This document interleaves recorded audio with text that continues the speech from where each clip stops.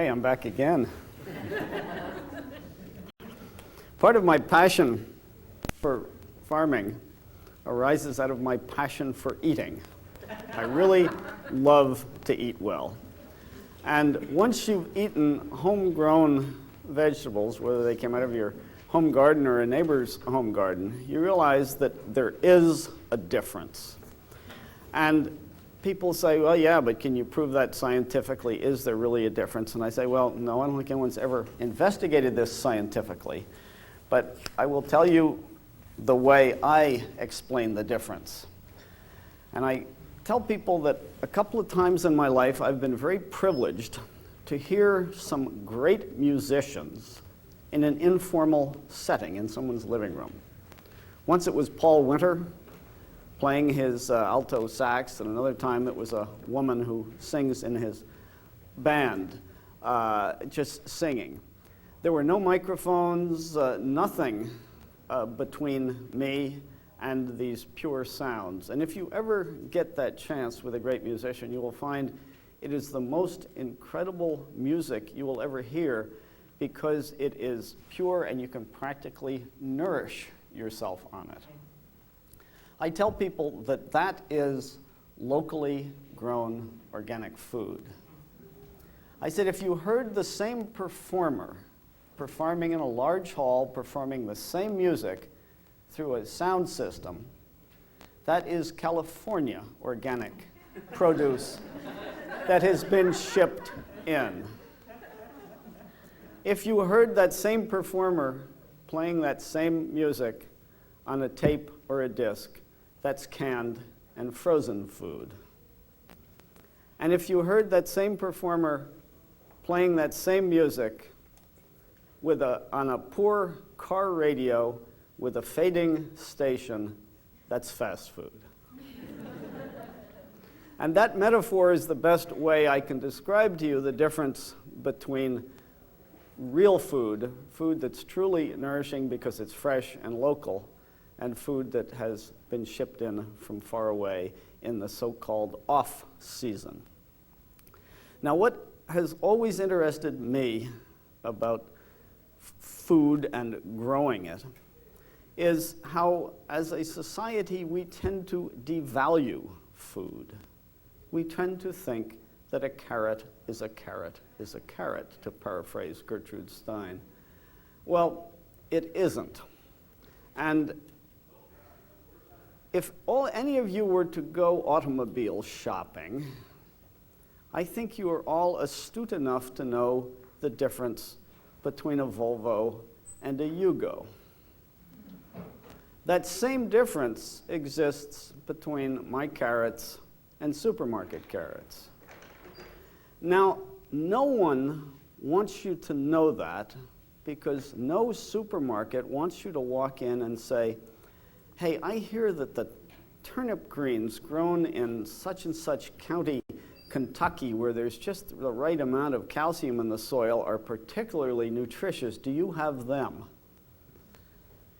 And the produce manager would look at you and say, come on, a turnip green is a turnip green. What do you mean? We got turnip greens, they're right over there. The supermarket mentality wants everything to appear to be the same, so you will become a mass marketer. Well, it isn't the same, and the best stuff is grown at home. So how do you grow it at home in the middle of winter? I'm about to show you pictures, but this all stems from a philosophy, and the philosophy is that I live in Maine, you live in Iowa. None of us would be able to live where we live unless we built a structure that kept us warm in the winter. If we devalue food, we won't give that same right to the food we eat, and we'll be happy to have it shipped in from California. But to me, if I value food, I don't know why I shouldn't build a structure in which my food grows in this inhospitable climate, and then I can have it as fresh all winter, and it can be as comfortable as the life that my house provides for me. So we're going to talk about plant houses and how simply they can be done, and I'm going to show you a lot of slides. Okay, that's everybody's dream. Lots of fresh, beautiful vegetables available all the time or almost all the time, all the thing you ever wanted to eat. And if you're going to do it out of season, this is what everybody thinks you're going to do. Notice the look on my face. This was taken in a greenhouse in Holland. There's areas in Holland where square mile after square mile is covered with glass greenhouses. It's positively staggering to drive by. And that's because the Dutch are probably the best horticulturalists in the world. And this whole industry arose back before the common market when Europe didn't have a California, and the Dutch decided, heck, we can grow this stuff. And they do, and not only do they have huge tomato houses like this, but they have houses growing almost every conceivable vegetable. This one goes on for about, I think, 500, 600 yards further down that direction. I was in one Dutch greenhouse that was so large that in the concrete areas, like where we're standing there, they actually had little speed limit signs up there for the tractor drivers telling them not to go over 15 kilometers per hour. So that wasn't what I wanted to do. I was on a small farm in France that was growing winter vegetables like this. And it was growing them in cold frames. This is back in the early 70s. Old-fashioned system, and I thought, now that is a lot more the way I want to do my out of season because it's simple and non-tech. And this was on another farm. The technique was that they had these wonderful straw mats that they rolled out over the glass at night as insulation.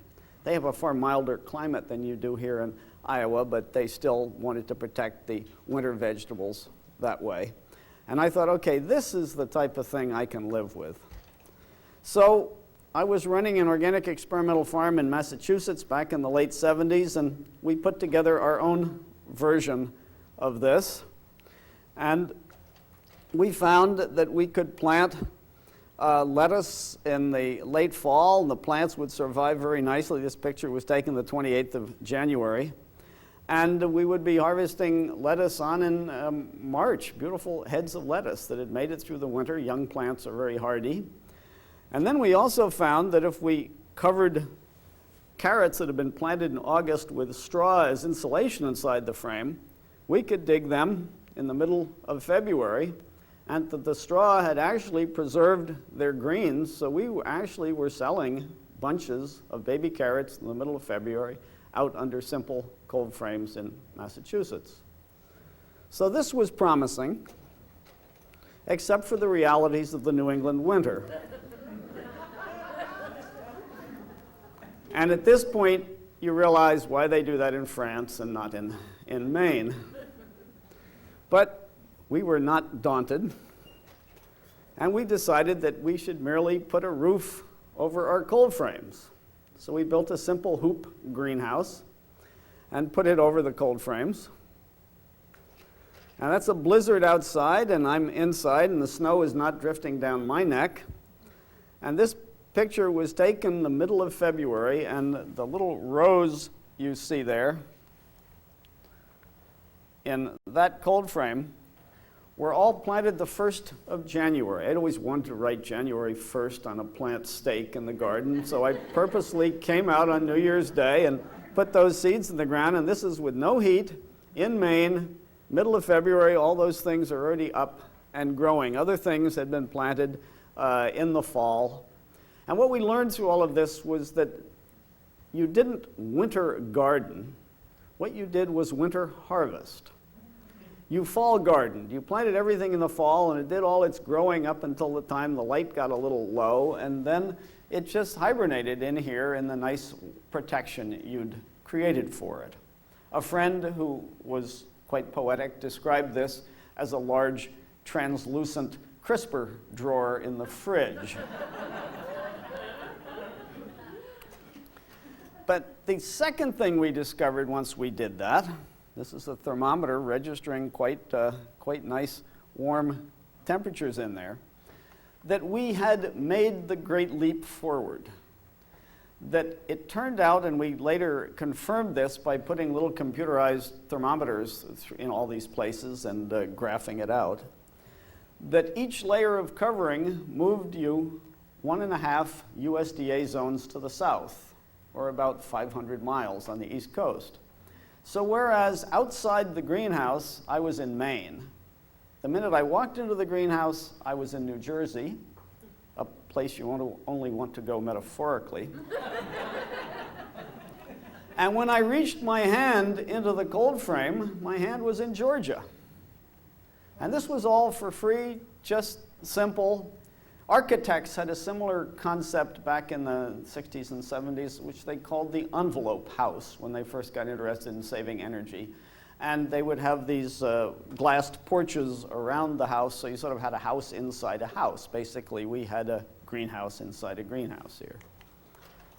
So we decided this was such a good idea, we were going to go commercial with it. And this started back in 1996. And we grow crops out of doors and harvest them all through October and on into November as long as it lasts. Sometimes we can harvest greens into November. This year was a very mild winter and we could. Otherwise, it's just the carrots and stuff that we're harvesting in November. But this taught us even more about planting dates. And we now have quite complicated planting calendars on how far ahead of time we have to plant these plants in order to have them mature and be ready for winter harvest.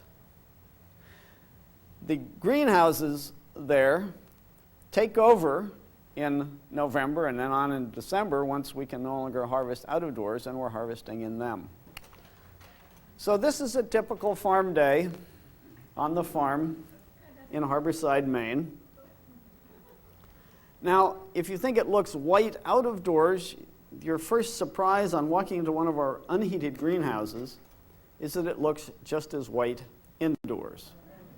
There's no more cold frames. They are far too labor intensive to do on a commercial scale. What we have are sheets of the spun bonded floating row cover material. Some people call it Remay. That's a little like calling all tissues Kleenex because that's a brand name, but so be it. And they are supported a foot above the soil on simple little wire wickets that are put every 4 feet along the bed. There's no wickets in the path, and then we can, after we remove the cover for harvest and stuff, we can walk down the path. And the crops are very happy under there. And we grow everything imaginable in there in very closely spaced rows. I'll show you how we do that later. You need closely spaced rows because you've paid a lot to put this greenhouse up, so you might as well get as high yields as you can. And we harvest most of these greens here, for example, as baby leaves, about 3 inches long, for a mesclun or baby leaf salad mix. The reason we do that, and our interest in this and the culinary interest in mesclun mix sort of arose at the same time, and it was a wonderful partnership because all these plants, when they're young, are 10 times hardier than when they're older. You can let these little leaves freeze and thaw every night all winter, and they look fine. You let a large, mature head of lettuce freeze and thaw about 3 times, and it turns to mush. I suspect we were all a lot tougher when we were younger, too, and that is what's going on. We also tried to see if maybe we could make it even warmer for the plants by putting covers of a fabric that's used as night curtains in commercial greenhouses. This has a silver foil surface, and in commercial greenhouses it's mounted on tracks overhead, and in the daytime it's retracted and pulled back like a screen and stored, and then at night it comes back over the inside of the greenhouse so you're only heating a smaller space and you have a reflective surface so the heat you're putting into heated greenhouses can't get out. So we bought sheets of that and put it over at night and then took it off first thing in the morning, and it was a real bother to do. It gave us 4 degrees warmer temperatures under there at night, but we saw no difference in the quality of the hardy greens we were growing.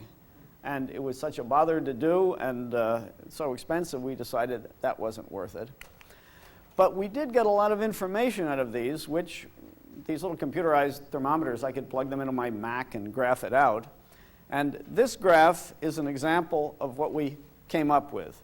The blue are the outdoor temperatures, and this is from the 26th of January through to the 2nd of February. I forget what year this was. That's what the outdoor, so there's 0, 10, 20. The temperatures were dropping quite low. The green is our simplest system and how low that went at night. And the red is a more complicated system where instead of the lightweight inner cover, we said, okay, why don't we use a heavier weight inner cover because it's more like a blanket. If you put a heavier blanket on, you're warmer at night. Well, this is what happened.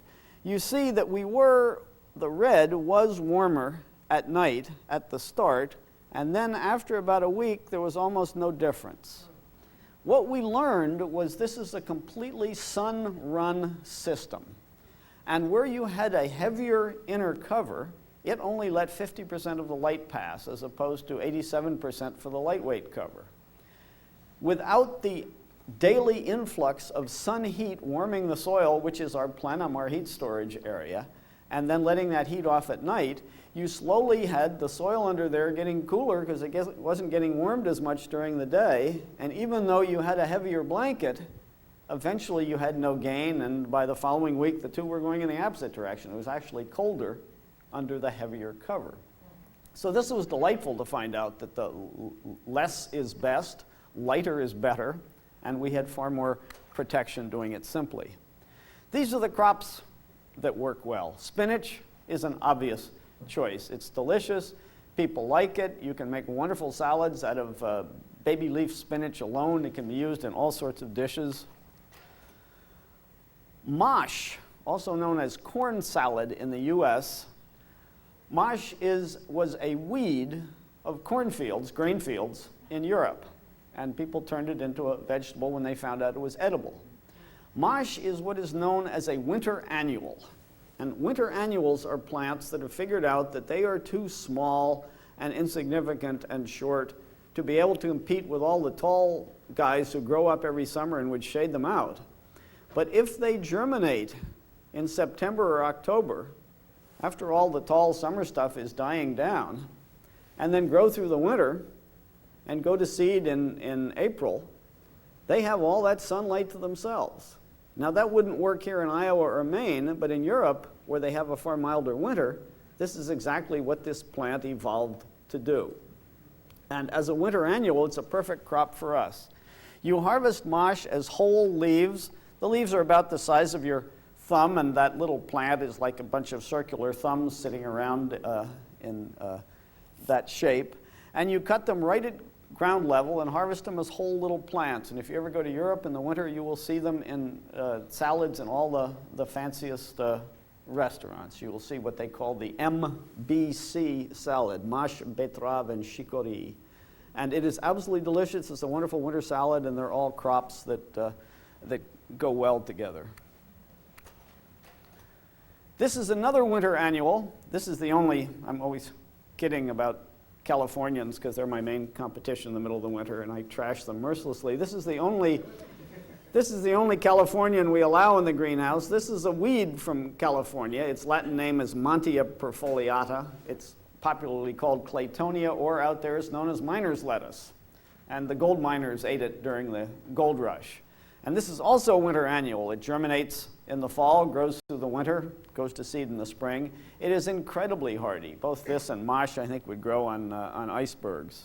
And it's delicious. You cut it with just about 1 inch of stem. It's amazingly productive. And the Europeans, who I learned about it from, they found it and took it back to Europe, and they've been growing it in Europe for years, call it winter purslane. It's no relative of purslane, but the leaves have that same delightful succulence.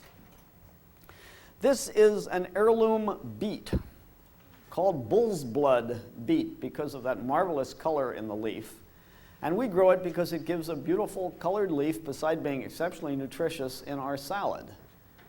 This leaf is our substitute for the red radicchio, which you usually see in supermarket baby leaf salad mixes, and that's because we can grow radicchio, we have grown radicchio, but radicchio is tricky. If radicchio is stressed at all, it gets exceptionally bitter, in the way only chicories can do. And one leaf of it will combine with the olive oil in the salad, and it will run a bitter flavor through that salad. My children, who were younger and at home when we were experimenting with all of this, would scream, "You put that in again in the salad." So I soon learned to make them happy. And bull's blood beet is just the most marvelous, beautiful red color. The leaves are tender and delicious, and it's a great crop. We use red lettuces, too, to get color into the mix, and the oak leaf lettuces are some of the hardiest going. This is a red oak leaf. This is what's called wild arugula or Sylvetta arugula. And this is far hardier than regular arugula. It is, again, a European wild plant and makes a wonderful addition to the midwinter salad beside being useful for anything you would use arugula for. This is a narrow stem Swiss chard. No one grows it on this continent. We found it on a trip across Italy years ago. The Italians call it bietola. And it has these marvelously sweet, soft, tender leaves.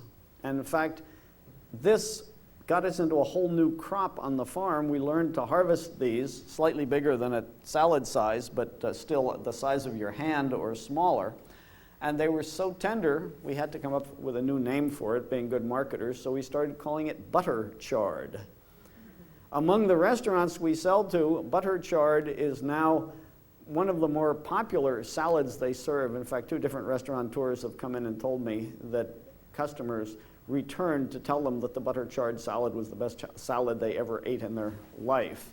So even something as normally tough and you think you have to cook it outdoors as Swiss chard with the right variety and under the right conditions is sweet and delicious. And this, again, grows well in the unheated greenhouse.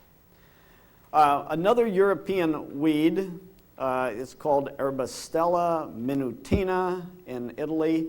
It's called buck's horn plantain in the U.S. It's actually a relative of the plantain weed in your lawn, and it has leaves that look like a buck's rack, where it gets its name buck's horn plantain.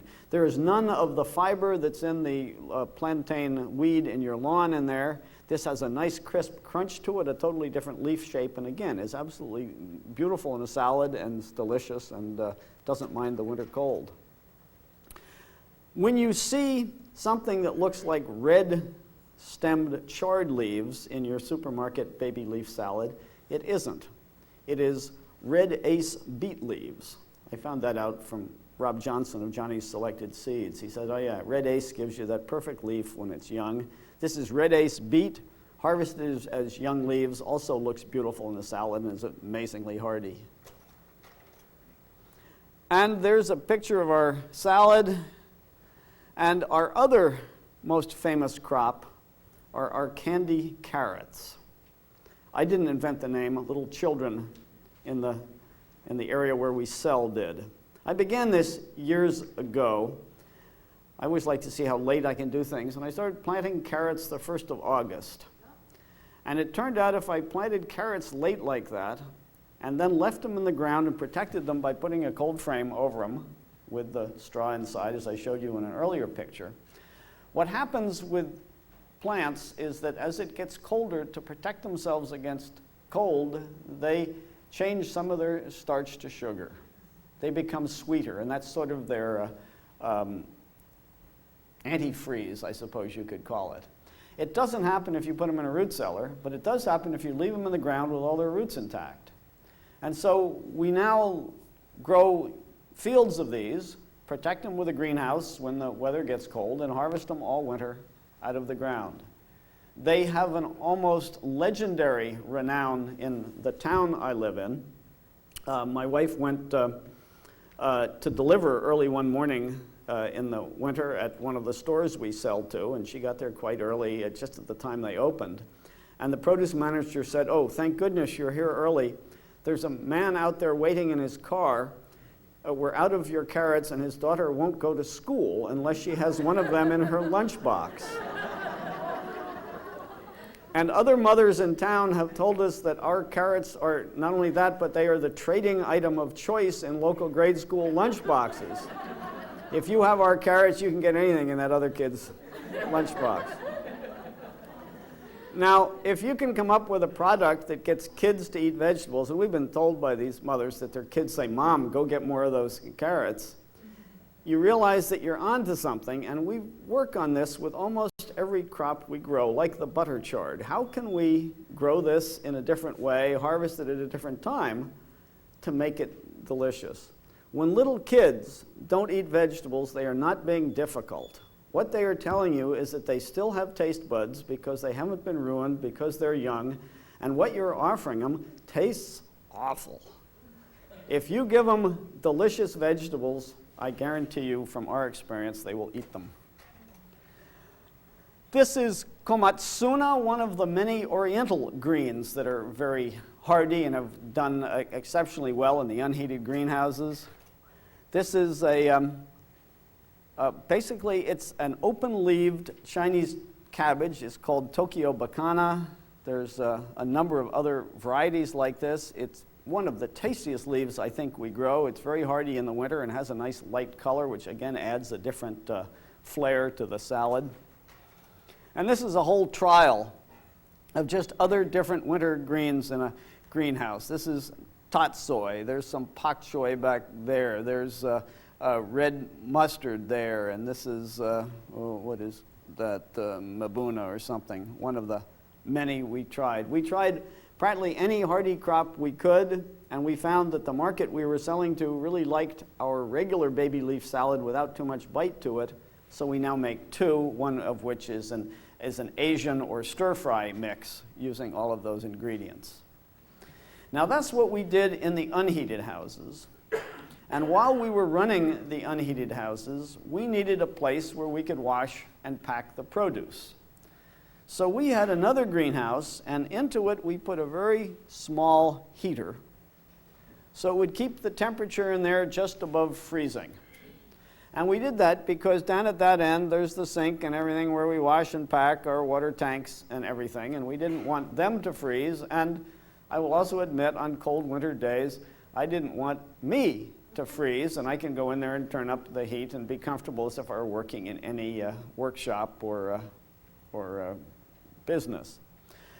Because we have put minimal heat in here and keep the temperature just above freezing, we get 4 crops per winter in this house as opposed to 2 to 2.5 crops per winter in the unheated houses.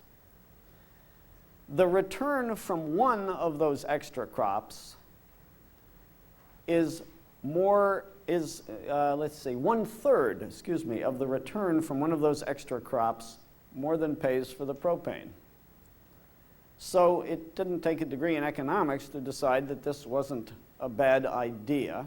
And from that one house, as of this winter, we had 50% of our production in this minimally heated concept. It produces just as tasty, cool vegetables, but by taking the stress of freezing at night off these crops, it allows them not to have to pause then for a few days before they start growing again. They keep growing along, and that's how we get the 4 crops per winter in these houses. I originally got into the unheated house concept because I'm an old eco-hippie, and it seemed like that was the way one wanted to go. And I was very, very nervous about the idea that we were actually going to be adding heat from non-renewables to one of these houses, but I went along with it because we had to keep ourselves warm.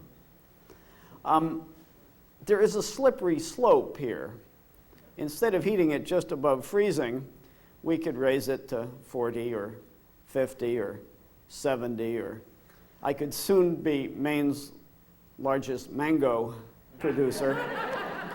And if you enjoy horticulture, you can understand why that would happen. Hot damn, I'm having fun growing things. This is neat. But then there comes the fact, and I tell everybody this, that the foundation stone of sustainable agriculture has to be economics. And I don't care how good your compost is, if you're not earning a living, you're not sustainable. You have to be able to earn a living at this game. And that is why we are now up to 50% with minimal heat, because we get a better return on our investment. How have I salved my eco-conscience that I am now burning small amounts of non-renewables. It was all the articles I read on Amory Lovin's hypercar that got me through this. I don't know if you know these hybrid cars, but the idea is if you take a pure electric car and add a small motor to it, the combination of the two is far more efficient than either one alone. So we could call these our hyper greenhouses, I guess. We looked into all sorts of other ways to put in minimal heat. That little Modine heater back there cost $1,000. A wood fire system that would have done the same thing was $10,000. And if the name of the game is to earn a living as well as be environmentally conscious and save the world, it was a little difficult to justify that difference, and so we didn't.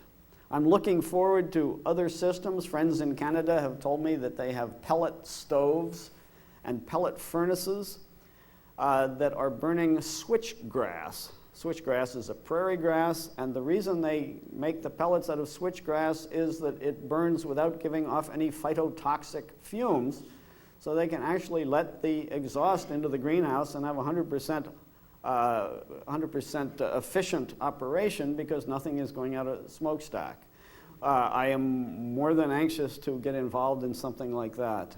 The pellet stove being better than a wood stove because it is self-feeding.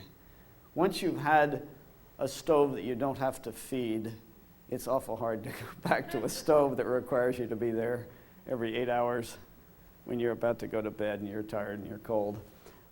So at the moment, I'm looking for improvements, but this is the way we are now heating our minimally heated houses. What that allows, with keeping the temperature just above the freezing point at night, we can now grow even more interesting things, like a Lola Rosa lettuce, which offers a wonderful new flavor. Like Swiss chard with stems. The stems on thick stem Swiss chard, after 2 and 3 freezing, the skin parts from the body of it and it's not attractive. But you can grow beautiful chard in there as long as the temperature is just above freezing.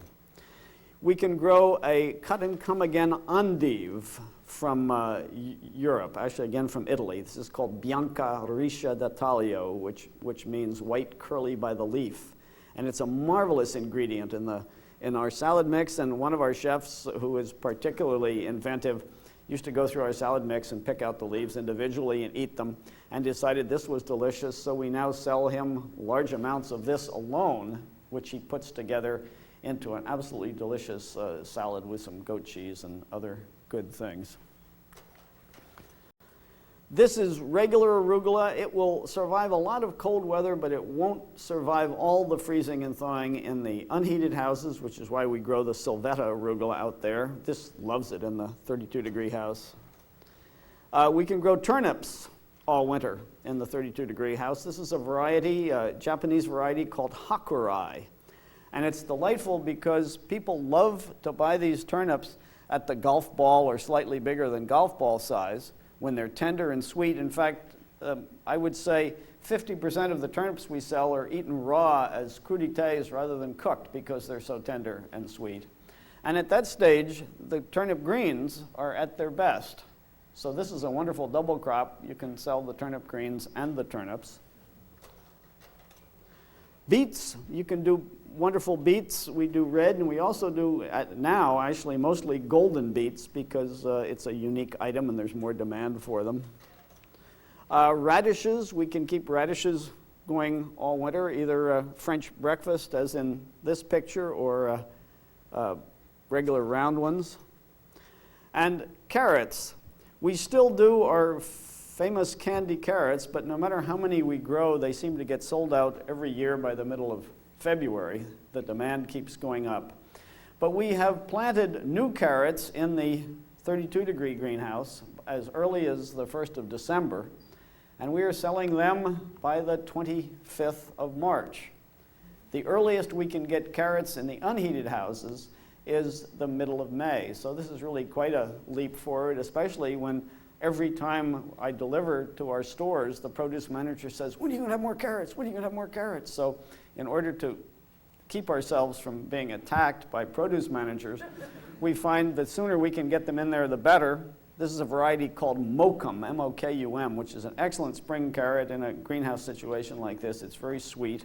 It's not grown commercially because it doesn't have really strong tops, and therefore it can't be machine harvested. But for us, those growers who are far more interested in flavor than machine harvesting, this is a great carrot. And then we can play around. A chef wanted peas for a certain feast he was doing on a date far earlier than outdoor peas would be, and so we accommodated him.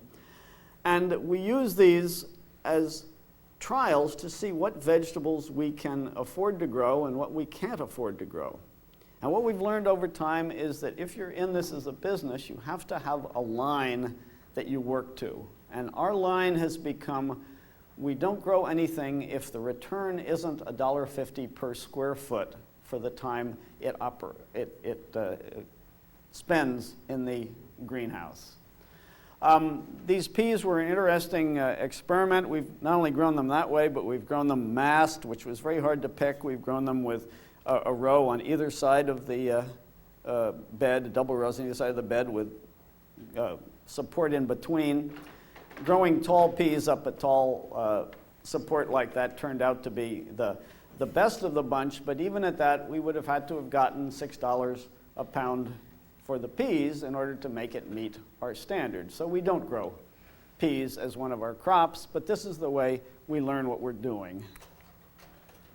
Celery was another one. There was a lot of demand for early celery, and we can be shipping celery out by the end of April, but we had to make sure it paid its freight. And so what we found out, if we planted it at our normal field spacing, that was too far apart and we would have to charge too much for celery. If we moved the spacing closer together and made sure the soil was extra fertile, celery became a crop that's paid its way and made the $1.50 a square foot limit. And watercress, this has been one of the most fun things. We started playing with this years ago in the unheated houses because we thought to ourselves, wait a minute, it's cold and damp and dark in here for free. What likes that? We decided watercress did, and it did. It loved it. We ended up making special little inner tunnels inside the inner tunnel and made those out of bubble plastic for extra insulation, and that kept it extra moist in there. And the watercress, actually, we got some of it sometimes almost through the whole winter. I don't know why, but I assume the watercress thought that the light filtering through the plastic of the greenhouse was the same as the light filtering through the water, and it didn't notice during the cool and damp of the winter that it was not in a stream. But we started doing it in the 32-degree house, and it just grows famously in the winter, but then as the day length lengthens and it realizes it's not in a stream, it doesn't behave as well.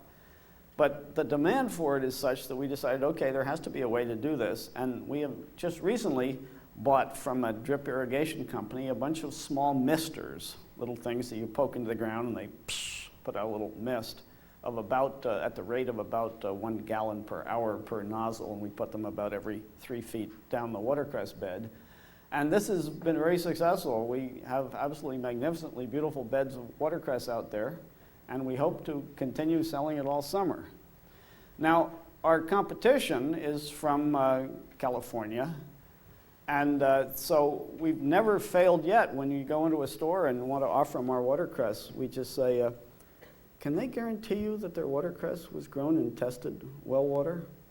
And you give them that look as if you're probably poisoning your customers, and they just can't live through that one. So we have another watercress customer. But it is really magnificent. It is clean and pure, and since the irrigation water for the greenhouse comes out of our well, the same water that we wash the vegetable with, it's been tested. This is about as pure a watercress as you're going to ever eat. Now, in this greenhouse at one end, in the 32-degree greenhouse, when we built it, we poured a concrete floor, and I put pipe in there so I could pump hot water through to get warm feet for the seedlings. It's a great way to raise seedlings in the spring, and I did it on purpose because there is all sorts of horticultural experience and research that says if you keep plant roots at 70 degrees, you can drop their air temperature about 20 degrees and they won't notice it. And we're keeping the house in there so cool that I figured this was the way to go about it. When I have crops like tomatoes, or I'm starting basil extra early in there that I know won't like the almost freezing night temperatures, I just make little tunnels over those beds with the same tunnel material we're using out of doors, supported by little wire wickets, and then the heat coming up from the heated floor warms that, and it's sufficiently warm in there. There's all sorts of ways to still maintain this 32-degree greenhouse and yet get crops that wouldn't normally grow. Oh yeah, there's those peas in their in the finery of their growth.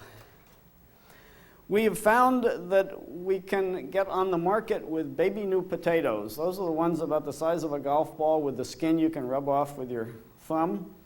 If we take seed potatoes and put them out to sprout, and we put them out to sprout on that warm floor, the 15th of February.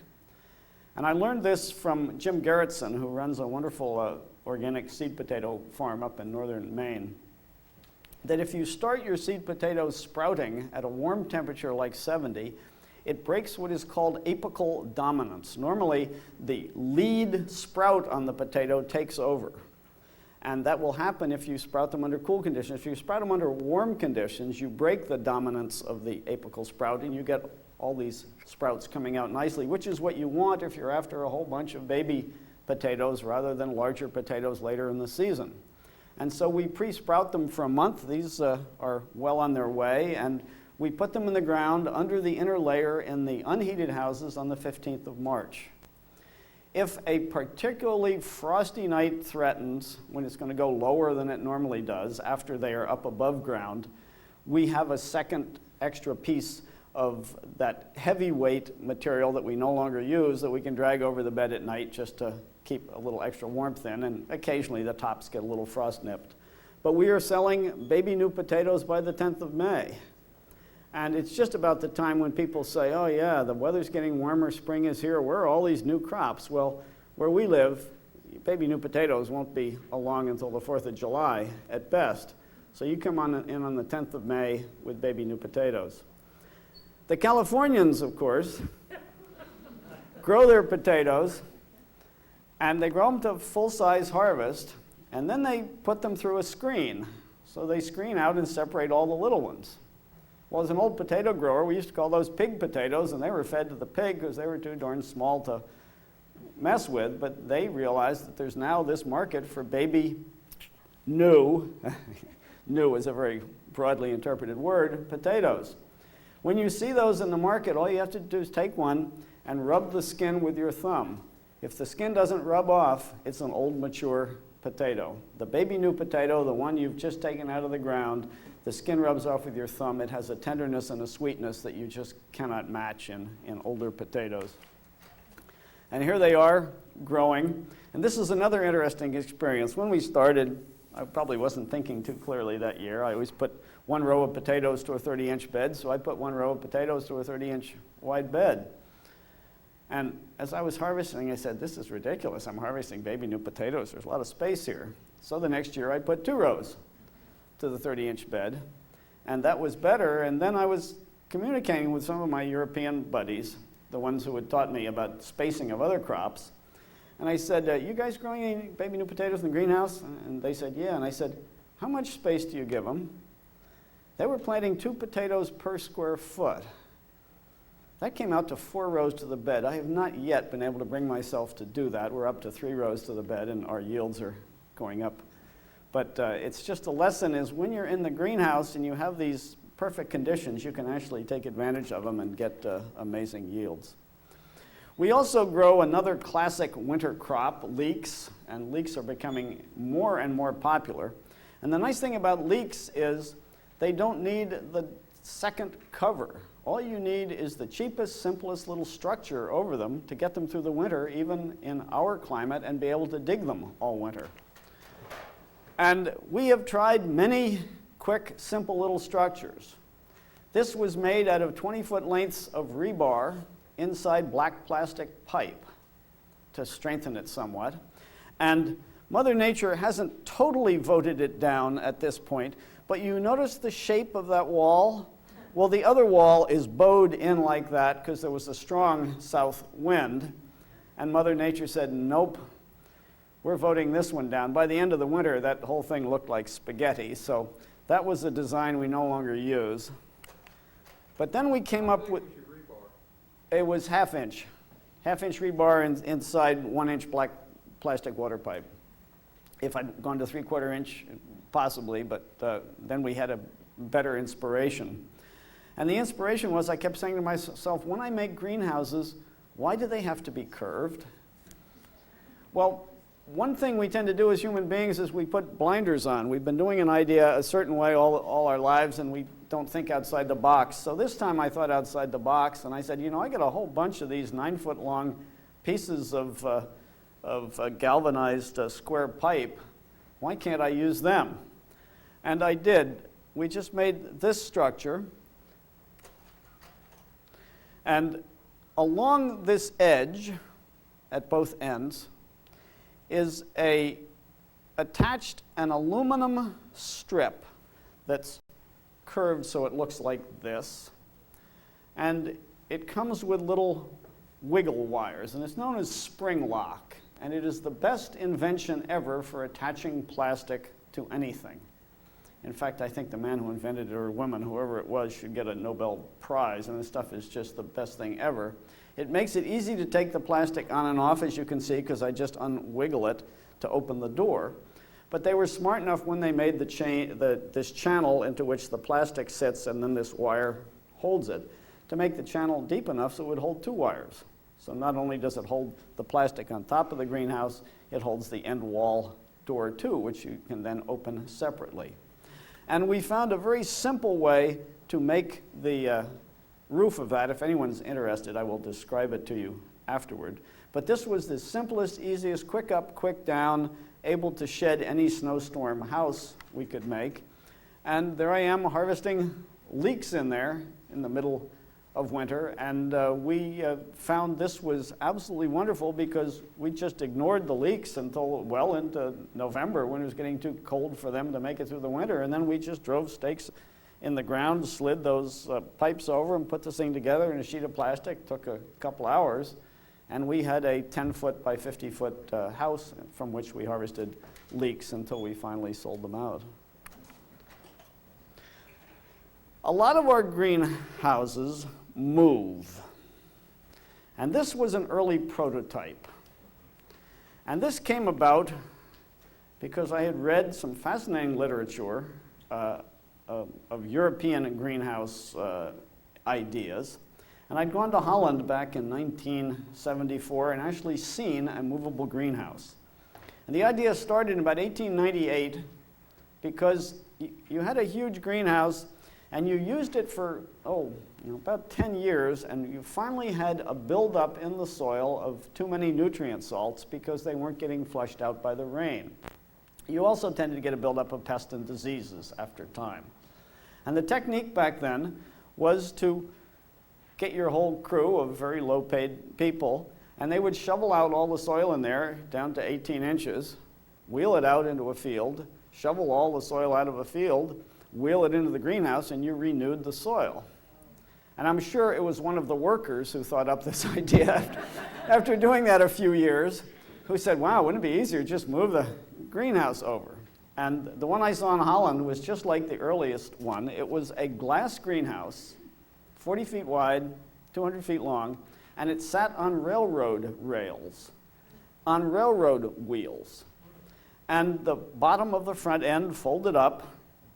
And one day I visited, there were a couple of Dutchmen behind each corner trundling down the track, moving it to site B or site C. This was a 3-site greenhouse.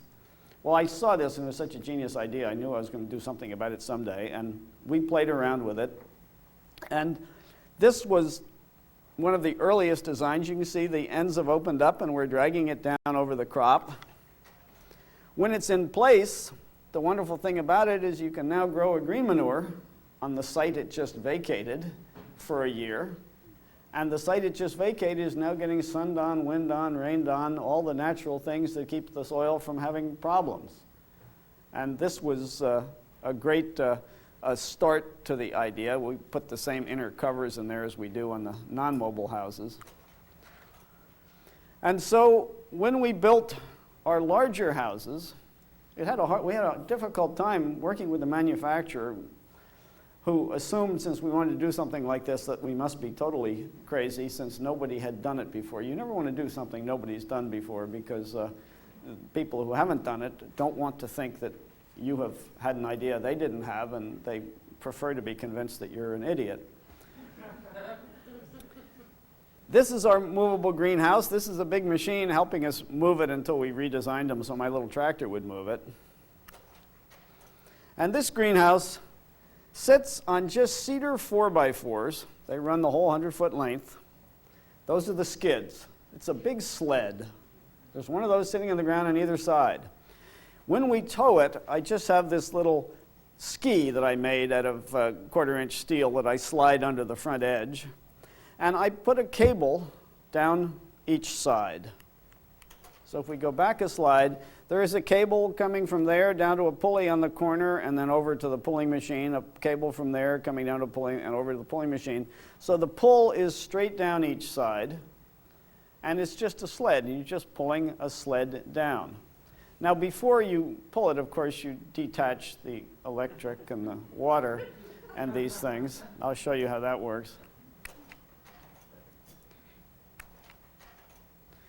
What we found was that cedar 4x4 had far too much friction against the earth. We calculated its friction, but it turned out it had more than we thought, and that's why I had to get a big machine to help. So when we rebuilt these, we put them on galvanized runners, and that works better, and there's far less friction, and my tractor can move it. And so here is a day prior to moving the greenhouse.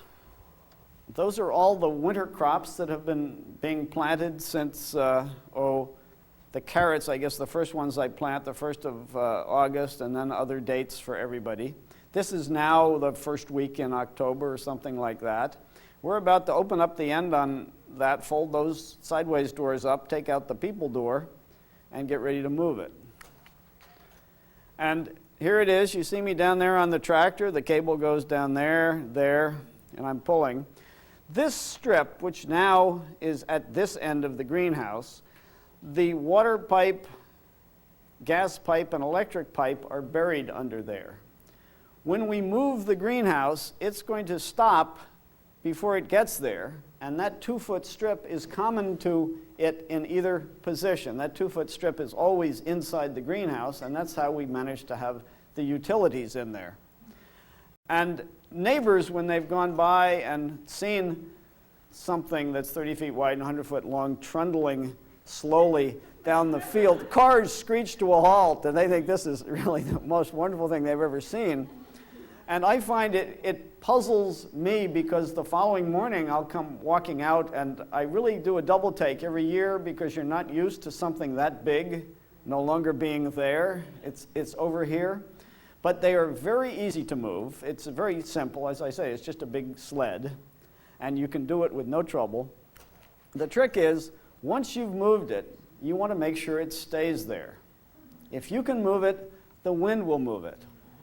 Something the size of a large barn wafting toward you on a stiff breeze is about as unnerving an idea as you can imagine. So we have these 2-ton 40-inch deep ground anchors along there, and before we move the house, we unchain it, and after the house is in place, we chain it to the ones that it has just arrived at.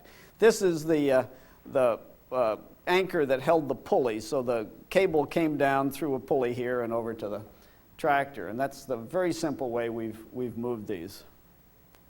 The advantage of moving them, as I said before, of course, is that I can now grow a green manure on the unused site.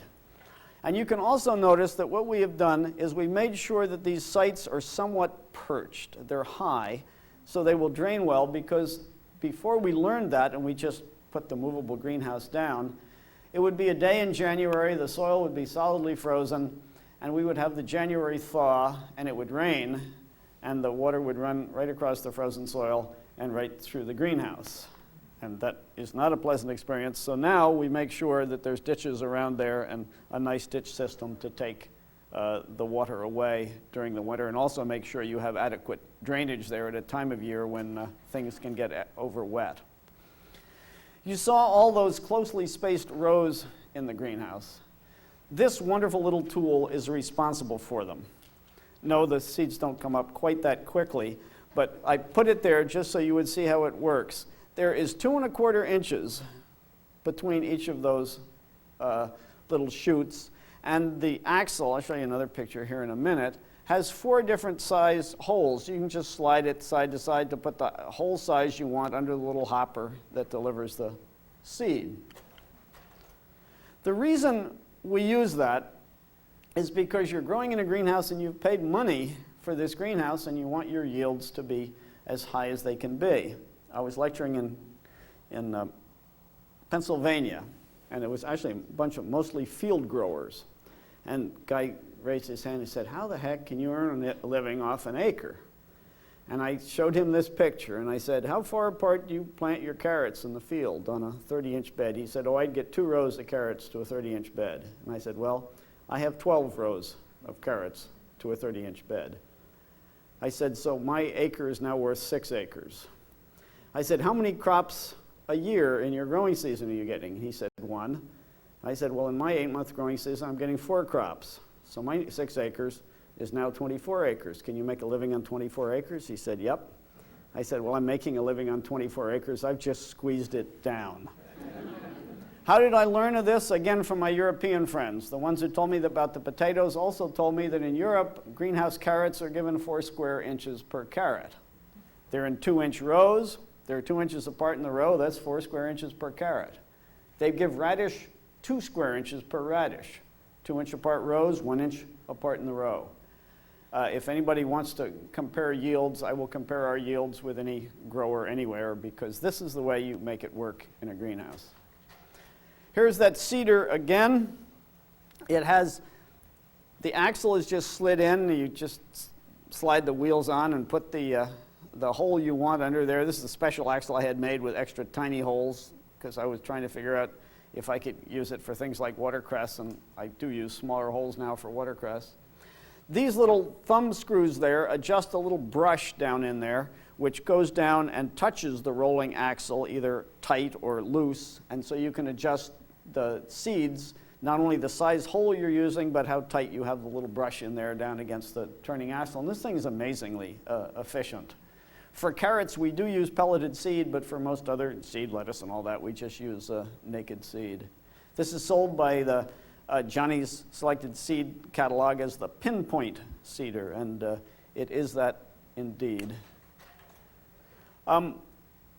Before we use that seeder, we roll the soil in order to firm it slightly, because if you notice, what is turning that axle is these wheels. That's why they have a little peg on them, and they have to have some sort of contact with slightly firmer soil. The other reason we roll is because since we're harvesting all these baby leaf salads, we want a very smooth soil surface, and we roll both before and after sowing. In order to aerate the soil in there, we use that tool over there. Here I am using it, which I mentioned this morning. It's in the Johnny's catalog. It's called a broad fork. And the whole idea is just to push it in, pull back on the handles, and lift and loosen the soil. Now, in a greenhouse where we're getting 4 crops a winter, there is almost no pause between harvesting one crop, preparing the soil again with more compost, and planting the next crop. And if the crop we've just finished harvesting, say, is lettuce, we actually go through and pull the little stubs of the plants that are left. But we're leaving a lot of root mass in there. And I expect a new crop to get growing right away. In order for the soil bacteria to work well on that mass of roots, they want to have plenty of air, the best free ingredient in the soil. And so that's why using the broad fork between each crop to just lift and loosen it, make sure there's air down there, makes it possible that we are planting, an hour or 2 after we just ripped out the preceding crop. If we put in any amendments, and the amendments you use in the greenhouse you have to be careful with.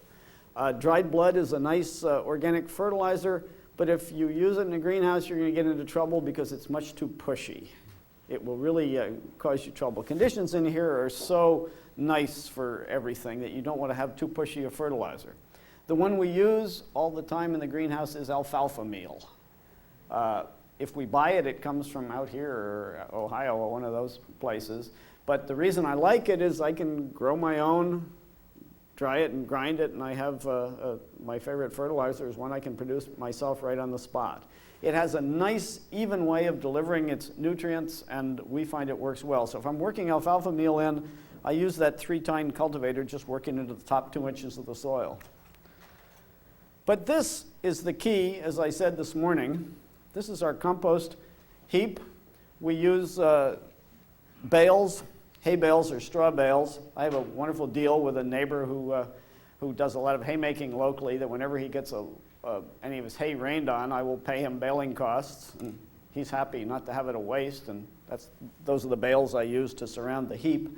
I do that because when you make a heap without sides, the air and wind tends to dry it about 12 to 18 inches in on all the sides, and that part doesn't rot.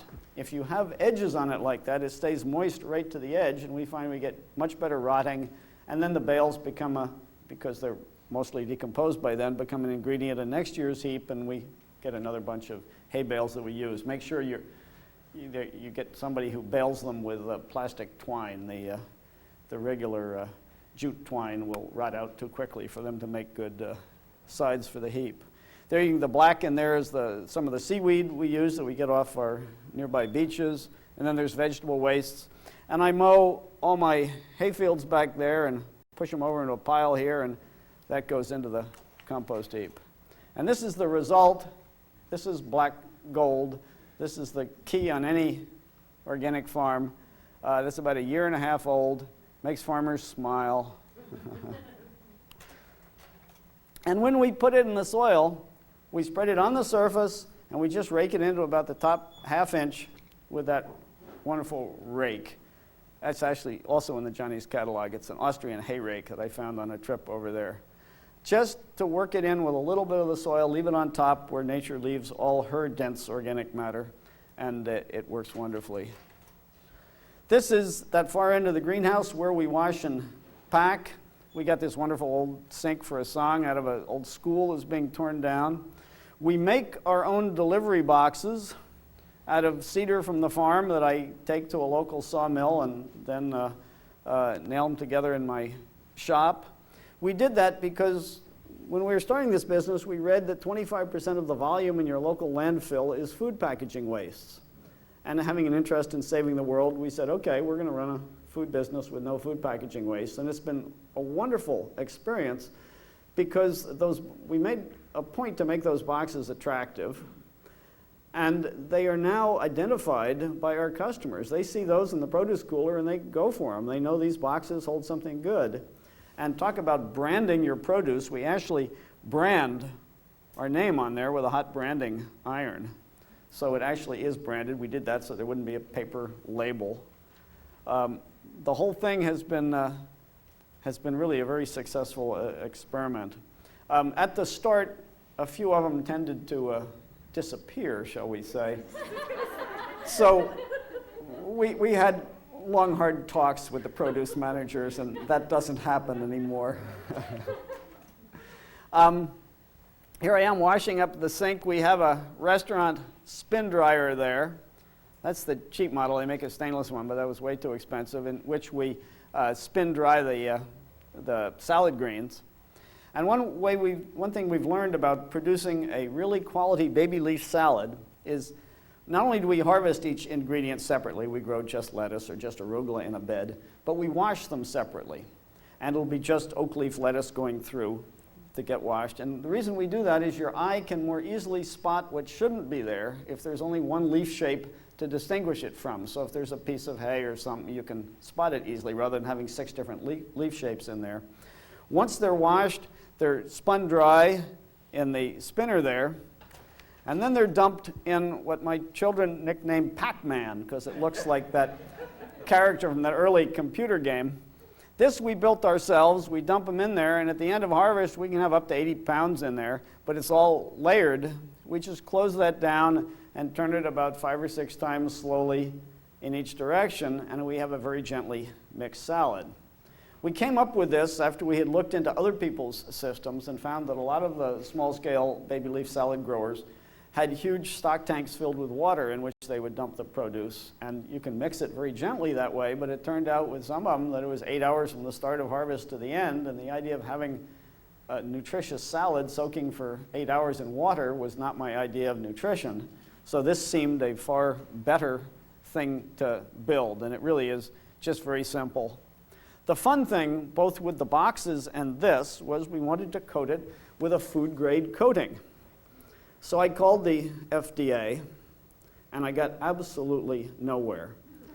So I called again, and when they said, if you are the press, push 7, I pushed 7.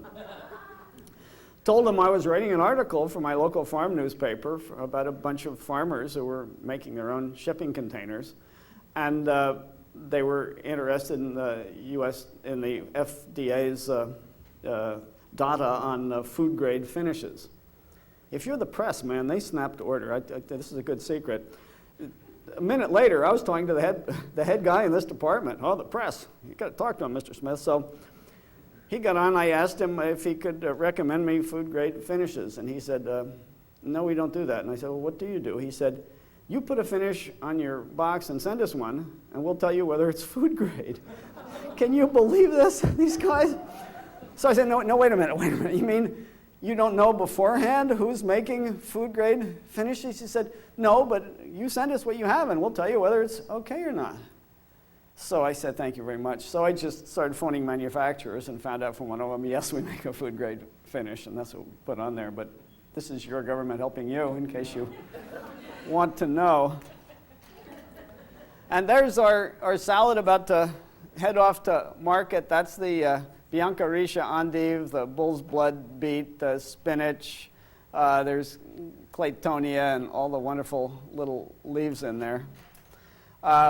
This is our radishes. This is a radish called Tinto from a French seed company, Vilmorin. We think it's the most beautiful little radish we've ever grown, and there's our brand on the box. Our carrots, what we learned when we started marketing carrots was that people were selling their carrots out of the root cellar. But you notice when they come out of the root cellar, they don't have any top on them. It's all wilted away. So we said, how do we distinguish ours from the root cellar carrots? So when we harvest them, we leave 1.5 inches of green top on there, and everybody spots that immediately. They know these are freshly harvested carrots. I tell you all of these things because this is all stuff you have to do if you're a small farmer. The world has been designed, believe it or not, to put small farmers out of business. And if you're going to succeed at this game, you really have to be darn determined, and you have to be looking for everything you can do to find a way to distinguish yours from the mass market produce. These are our baby Hakurai turnips, absolutely delicious. For a while, we turned out what we called the stir-fry pack.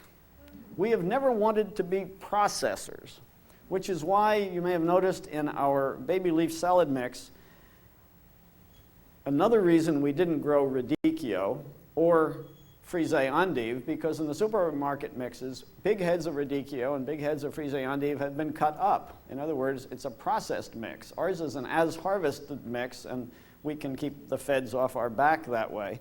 So we wanted an as-harvested stir-fry mix. And this contained a beautiful tatsoi, a shunkyu red radish, a pak choy, a beautiful leek, a carrot, and a turnip in there. Everything you would want to go home and make a lovely stir-fry.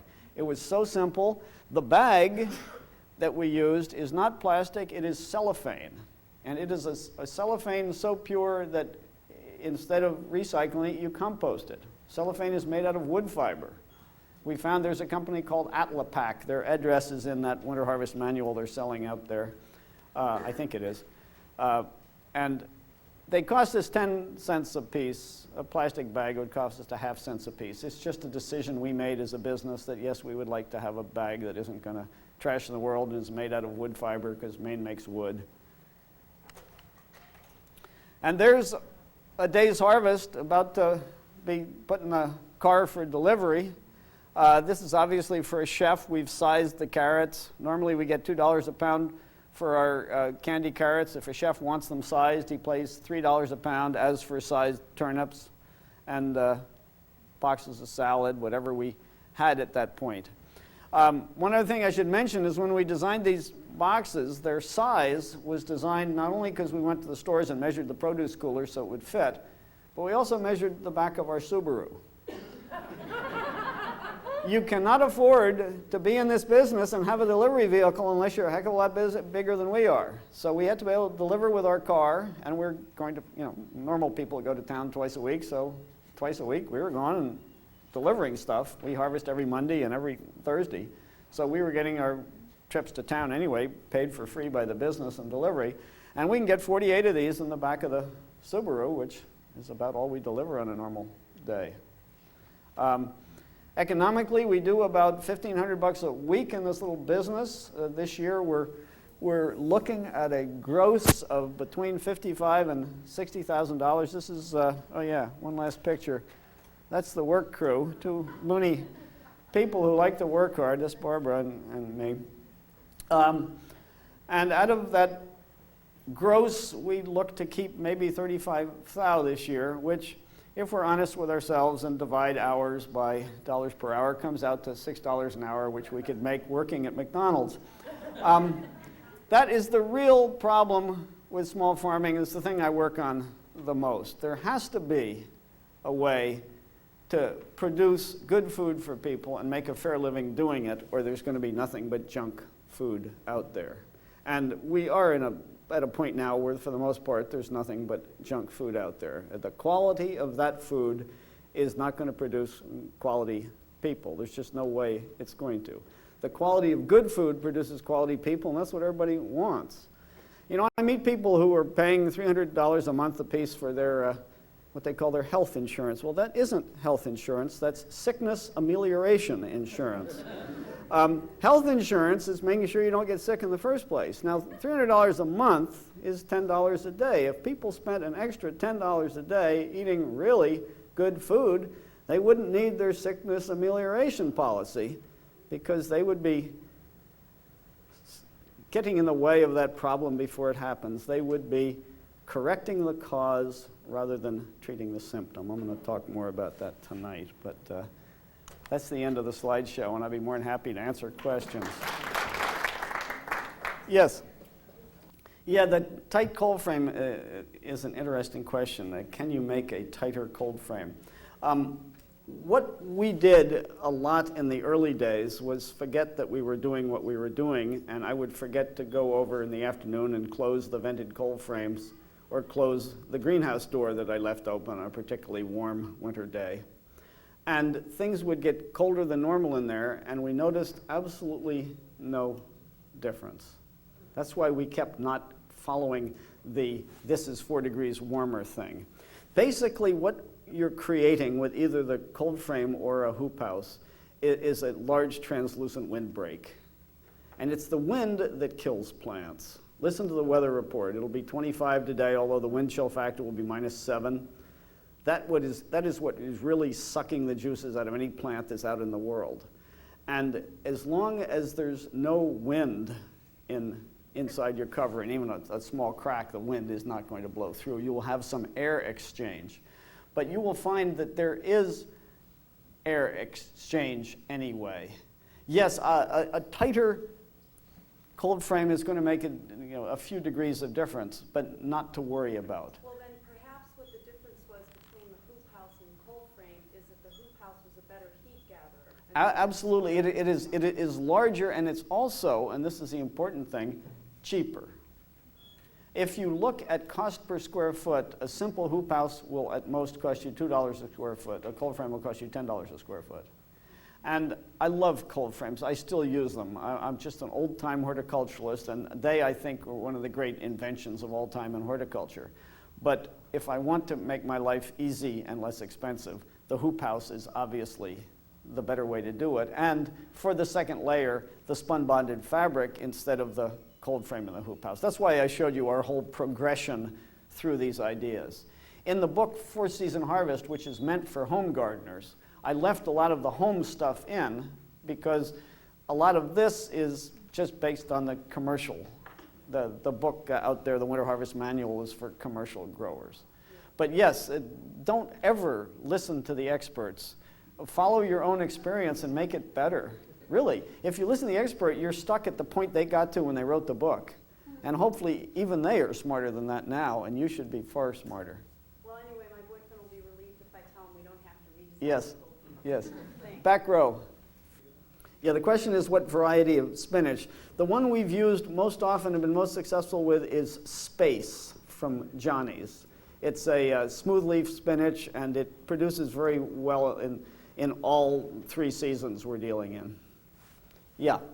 3 great questions. Watering, size of greenhouse, is there a critical mass, and do we ever get a snow-free winter? I will answer them backwards, okay? Yes, we do get snow-free winters, and the snow-free winter really makes no difference to the unheated greenhouse. In fact, it makes life easier because you don't have to shovel snow off the south side of the greenhouse, which I do to make sure we get maximum sunlight in, since it's a sun-run system in there. Size of greenhouse, yes, there are a lot of greenhouse catalogs out there selling you 6 by 8 foot greenhouses. Forget them. I tell people 12 by 20, 14 by 20. And actually, there is a Parkinson's law of greenhouses. The uses will expand to meet the space available. I guarantee you, the kids' sandbox, the hot tub, there is something that you would love. The hot tub's great. Think of the residual heat. This is great. You use it all winter. I mean, there are all sorts of ways that you will use that covered space, because if you put up a simple unheated greenhouse covered with 1 sheet of plastic, you have $2 per square foot covered space. Your average new house nowadays is what, $90 a square foot? Even the cheapest thing, even the cheapest shed is $20 a square foot. $2 a square foot covered space is just amazing. And watering. When I first started out talking about this, I realized everybody was looking at me as if I were lying to them, because the first thing I used to tell them is there's no pests, there's no weeds, and there's no watering. And I think they thought in the next sentence I was going to try and sell them a bridge in Brooklyn or something if they believed that one. Basically, most of your pest problems, even if you haven't gotten the soil together correctly, are non-existent because they've all headed south. Weeds, except for the ones like chickweed that are winter annuals and have figured out, oh, hey, I like this guy Eliot, it's a whole new home for me. Most of them are no problem because this isn't their season. And watering, the sun is low in the sky, and in the winter you get a lot more rain and less evaporation, so the water table is higher.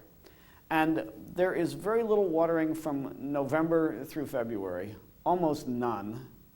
And I tell people the old soothsayer's warning to Caesar, beware the Ides of March. By about the middle of March, you want to start thinking about it again, watering again. But during the low sun part of winter, there's so little evaporation, there's so much moisture in the soil, there's almost no watering to do either. Yeah, in the front row. Right, the question is about putting water-filled heat storage devices in a greenhouse. A lot of those ideas were really popular among all the alternative energy experimenters in the 60s and 70s. What I have looked at is, have any of those ideas ever been adopted by people who are making a living at this game? I'm asking you. Yes. Because if they have been, obviously they pay and they're a really solid idea rather than just some, oh, this is a cool deal. The only thing I've ever seen in any commercial greenhouse, and this was in Southern Europe, where these people don't have extra money, their systems are very simple, is I've seen tubes, plastic tubes, about 10 to 12 inches in diameter, filled with water, running the whole length of each bed of tomatoes with a tomato plant on either side of them. And the sun during the day warms up the water in this clear plastic tube, and then at night it gives it off. But if you picture a bunch of milk jugs side by side, you probably only have a third or a quarter the volume as you do of one continual tube. That was the only of all of those ideas that I've ever seen adopted by a serious, simple, low-tech commercial grower. So yes, it can make a difference, but I've never used any of them because I never thought of cold as an enemy. I thought of cold as a determinant of the season of the year and therefore what crops I'm growing. So I used to ask myself, yeah, I'm not worried about what likes cold. Great, it's cold. What likes cold? And you had spinach and claytonia and mash and scallions, all of those things that don't mind the cold weather. Behind her, you had a question. Yeah, basically, there's a company called Ken Bar in Massachusetts. Their address is in the Winter Harvest Manual. They will sell you 76-inch long lengths of number 10 wire, I guess it is. And I wanted it to have a 30-inch top and 2 legs. So I just put a sawhorse with a 30-inch top, that distance away from the wall, whacked the thing till it hit the wall, went, and if it was the right distance from the wall, I had 2 legs the same length. You can make them any width you want. The reason I have 30-inch rows in there is because they fit the pinpoint cedar. I take 3 passes down it. And 4-foot rows also fit it because you take 5 passes on a 4-foot row. The trouble with a 4-foot row when you're working in there all the time is you can't step across it. And harvesting it, leaning to the center really gets your back. And I'm willing to sacrifice a little more space in there to non-growing space to have the ease of being able to work like this and step across a bed when I want to. That makes just an enormous amount of difference. And are you cutting the lettuce with a knife? Yes, yeah, harvesting. Does it grow back to a second? Yeah, you can get second cuts off of most all of these crops, and during the midwinter, we do live off second crops, and that's an important question to ask and to answer. During the spring and fall, the growth is fast enough that you can get one cut, rip it out, and plant another crop. But during the low sun period in the middle of the winter, growth is very slow from new seeds. Growth is very quick from an established plant with its roots in the ground that is just bopping back up again. And I'll give you an example. I cut arugula on the 1st of November in the greenhouse. And I planted a bed of arugula right next to it on the 1st of November. On the 10th of December, I recut the arugula that I had cut once, and the arugula next to it was yay tall. So winter, you really want to be using the cut and come again crops because since their roots are already established, they come back up. The newly sown crops are taking an extra long time at that time of year. And the time of year and the sun are important, but don't think you don't have enough sun because you do. You guys here are on the 41st parallel of latitude. You are south of Rome. You are south of Saint-Tropez on the Mediterranean coast of France. We're on the 44th parallel of latitude, and we are right at the Mediterranean coast of France. Europe is just so much further north on the planet than the North American continent, nobody realizes it. So we refer to where we are as the sun-baked Atlantic coast of Maine. And I've taken a trip in France across the 44th parallel and on into Italy, across Tuscany, all the way over to the Adriatic. And there were growers in plastic greenhouses all over. We'd visit them. We'd say, boy, there isn't enough sun, is there? And they say, what do you mean there's not enough sun? The problem is the cold. Well, this made us laugh because it's they have a 40 to 45 degree average January temperature compared to our 20 degree average January temperature. We said, you guys haven't seen from cold. We'll show you cold when you come to Maine. So all of these things are possible. We have the sun they have. It's just that there is a period in the middle of the winter. For us, it runs from November 7th to February 7th, when the day length drops below 10 hours. And when the day length drops below 10 hours, plants hibernate. And so that's why it's during that period you need the regrowth on the ones that are already established. We call it the Persephone period after the myth of the Greek goddess Persephone. She was Demeter's daughter. And she had an affair with Hades and eventually married him, which didn't make Mom very happy.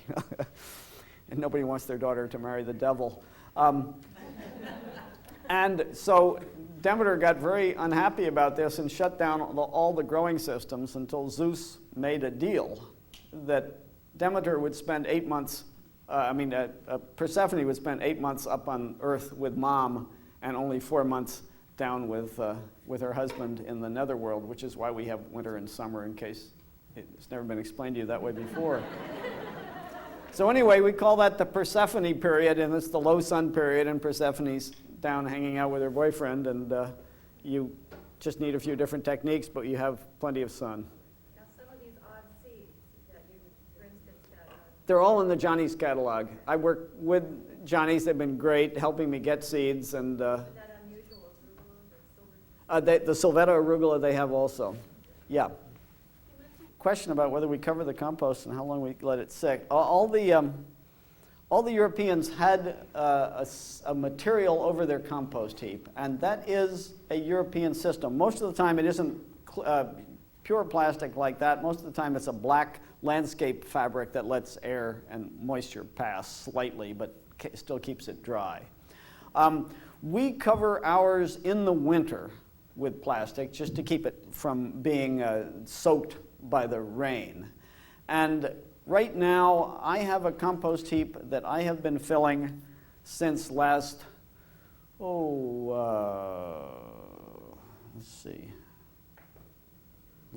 July. And I'm about to shut it off and start a new one.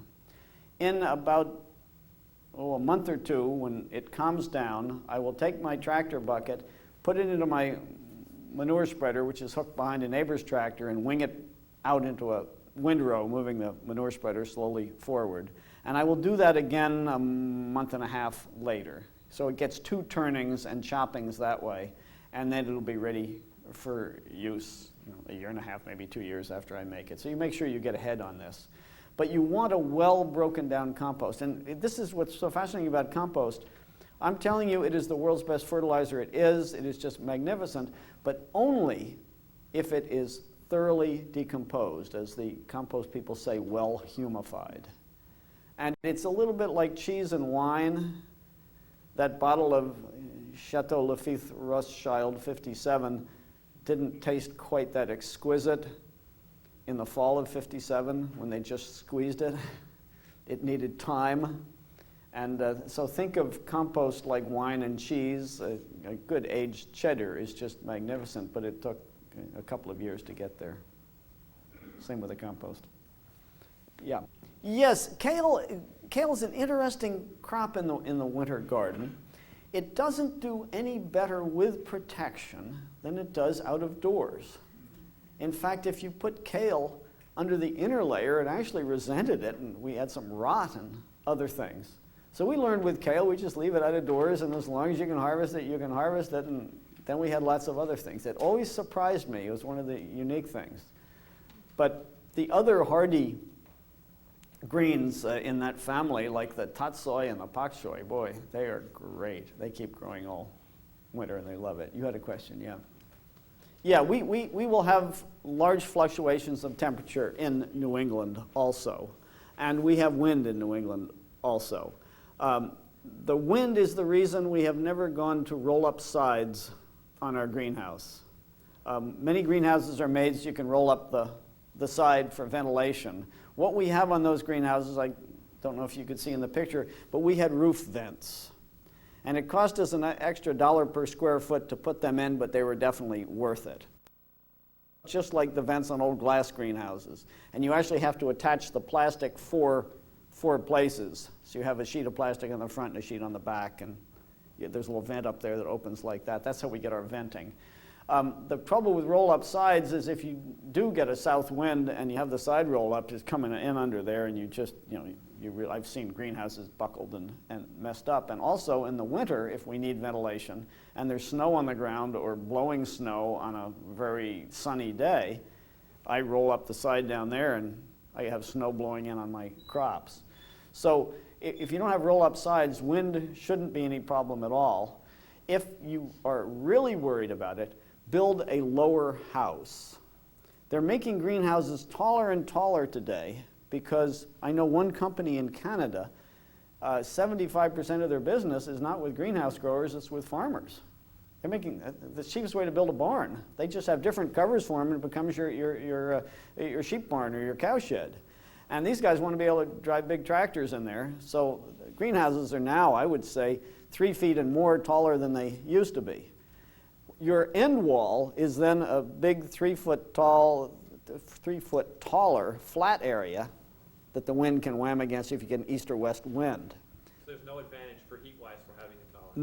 No. I would say, the other thing is the greenhouse companies will assure you that you can walk this close to the edge wall because they've made it, and that's nice, but if you're worried about wind, I would actually cut off all those and drop this thing down and maybe squinch a little when you're on the edge wall. As far as temperatures, yeah, we'll get between 60 degrees and 10 below in the winter, exact same thing. The ridge vent on these can handle that. End venting can handle it on 50-foot houses. You don't want to have end venting if the house is more than 3 times longer than it's wide. So 100 by 30 is more than 3 times longer than it's wide. You'll get a dead space in the center if you just go with end vents, in my experience. That's why I like the ridge vent.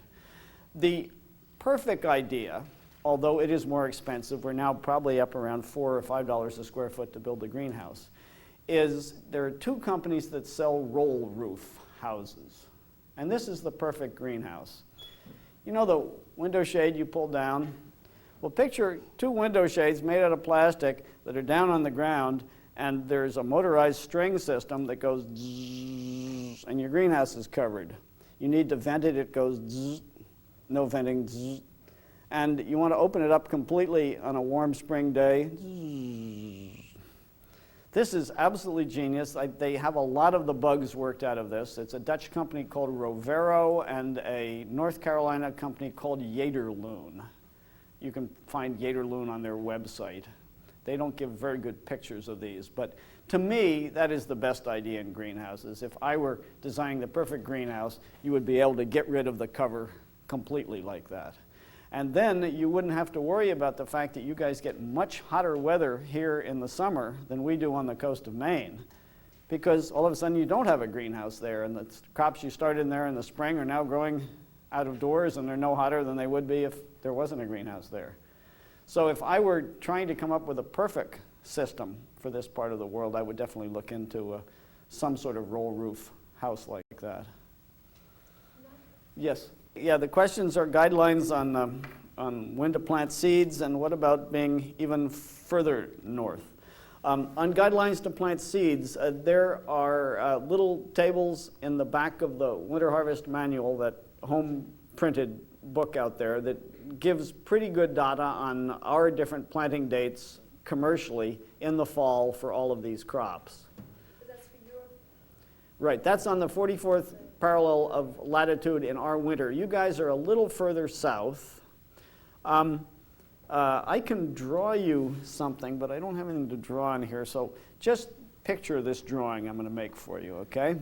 Here is the year from October, November, December, January, February, over to June. And going up the sides of my graph are the number of days, 10 days, 20 days, 30 days, 40 days, 80 days, and so forth. A crop like our Hakurei turnips that will mature on October 1st, 40 days after it was planted, which means it was planted on April 20th. It will mature in 40 days. On February 7th, the middle of our winter, has spent 80 days in the ground. On June 1st, at the end of our growing season, has only spent 40 days in the ground. So if you want to harvest Hakurei turnips in the middle of the winter, it takes twice as many days for them to be mature as it took to have them mature on October 1st, which is over here. Which means that your planting dates aren't like summer. When I was a summer market gardener, we planted lettuce every week, and we set out lettuce every week, and we sold lettuce every week. just like clockwork. You can't do that in the winter garden because you have all these things going the wrong way. The temperatures are getting cooler, the day length is getting shorter, and so a lot of the dates I give in the back of that manual are about as close as you're going to find to being able to have anything to use, even though we're 3 degrees of latitude apart, and that is meaningless. Use those and then adjust them, fine-tune them for where you are here. I guess Well, as I say, it isn't always twice as long. If I were to draw this graph out, you would see how it takes more time for midwinter harvests, and you just sort of adjust it. I have all the data for this graph, and if I were good at computer work, I'm sure I could come up with a computer program where you could plug in your desired harvest date, the crop, the normal days to harvest, and your latitude, and the thing would tell you the planting date. It would be very easy to come up with something like that. I'm just not computer literate enough to do it. To answer your other question about how far north, I think you can do what we're doing up to the 60th parallel of latitude. And that gets you well up into Labrador, up, northern England. And as I say, England's further north on the globe than we are, like around Manchester in the middle of England. It's actually the 54th parallel of latitude. That's up there in Battle Harbor, Labrador, or somewhere like that. You think, Labrador, my God, who would want to go to Labrador? Well, you're in Labrador when you're in the middle of England, as far as your position on the planet.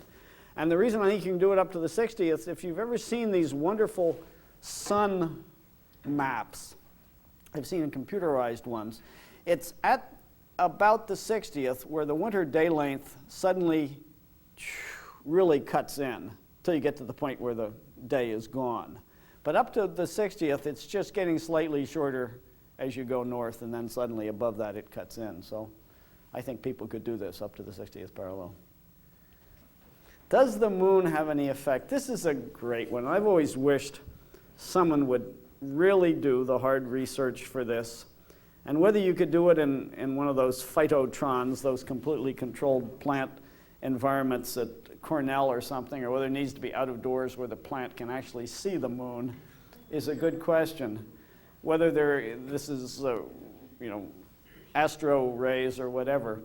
But when I was an outdoor market gardener and planting my lettuce every week, from May through to whenever I stopped, I always had the sense that one of those plantings every month wasn't as vigorous as the rest of them.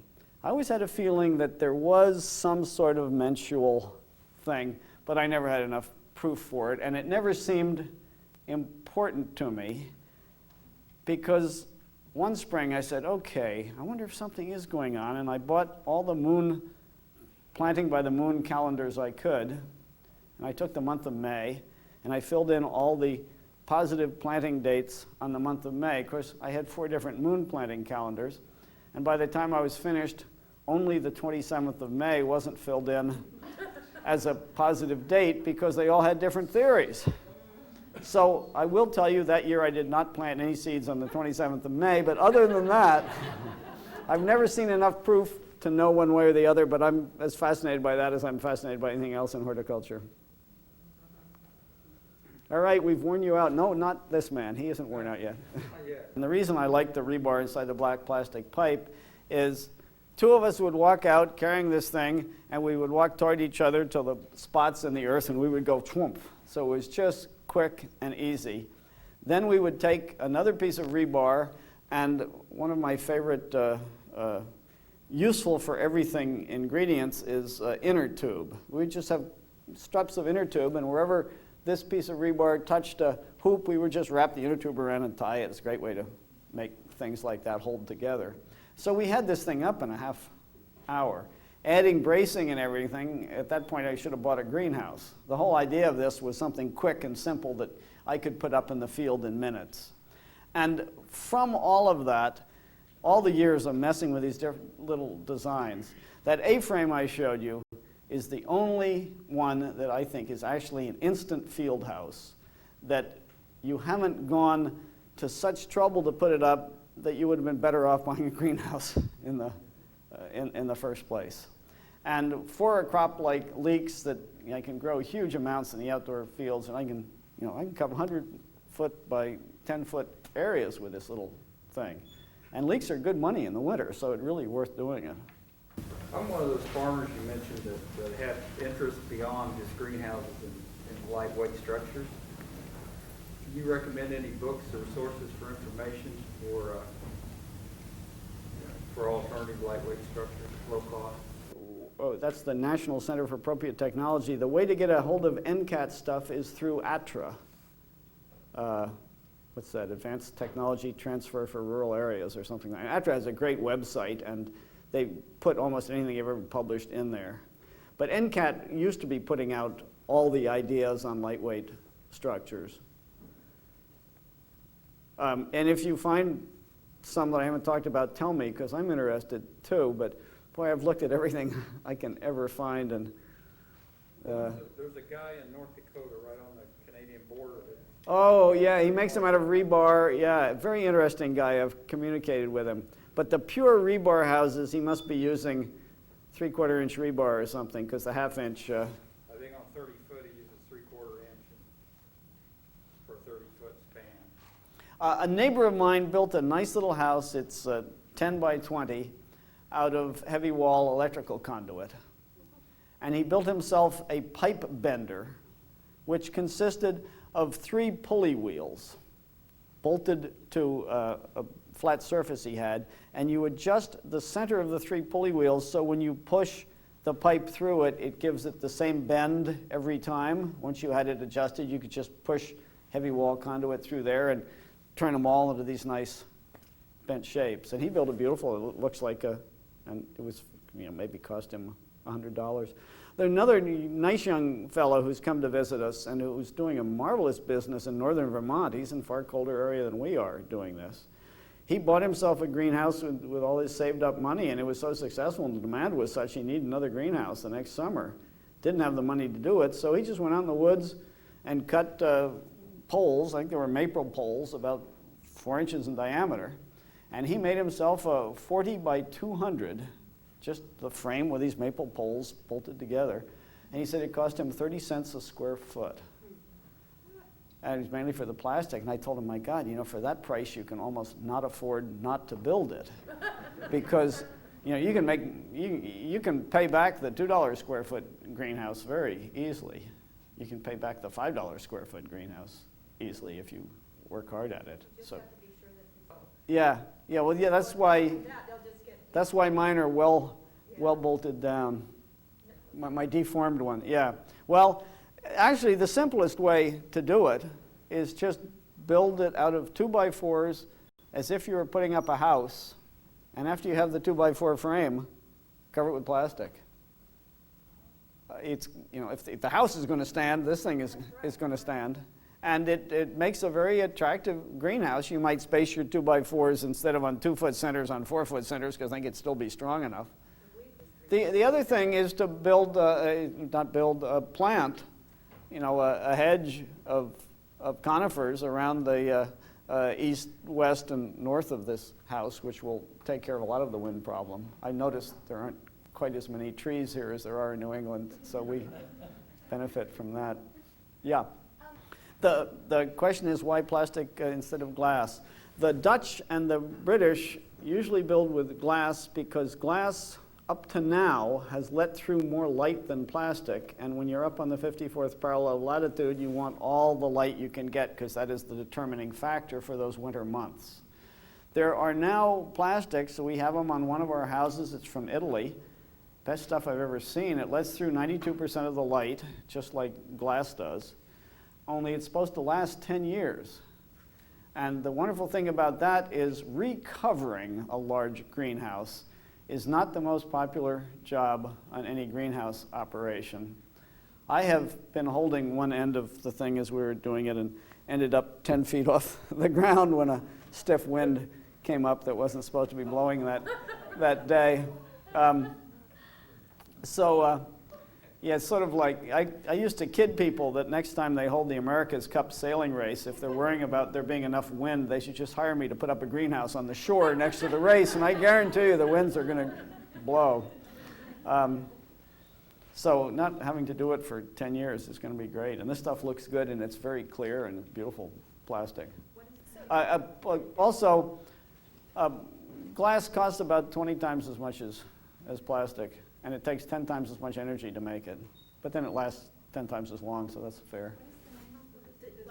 It's in the Winter Harvest Manual in the back. You don't have to buy it. Just look in the back and cheat and read down the list of suppliers, and you can get the names off of it.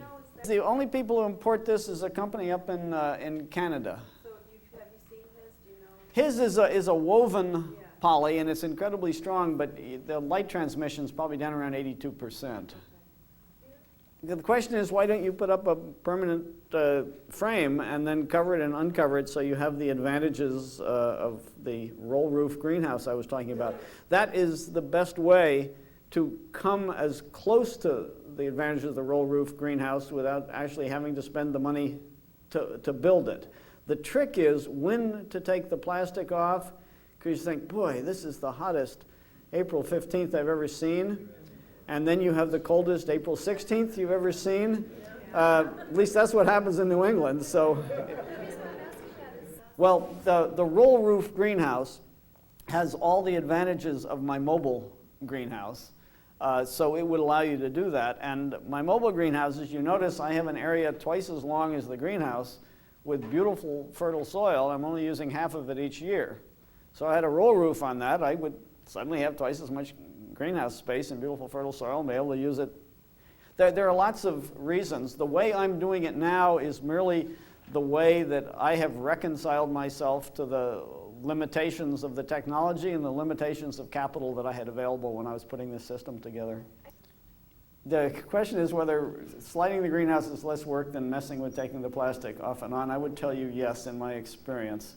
I would rather move one than skin one, or deskin one and then skin it again. Yeah, in the back row. The question is about pest and disease buildup in the greenhouse, about moving and other things. The house you saw with the concrete floor and the heater, our original minimally heated house, does not move. So we are in our 7th year of using that, and it has only slightly more pest problems than the others, which have none. And the problem is aphids. And I think it's something I don't know, because you can control aphids if you water correctly to flush the extra nitrogen out of the soil. But I'm fascinated by it because it is my barometer for telling me whether you can go on to 10 years, to 12 years, to 15 years with an immobile house without these things happening if you're doing it with the best organic techniques, which I hope I'm doing it with. The literature that I have read that tells about the buildup of pests and diseases were people who were, I hope, not managing it as carefully and as organically as I am.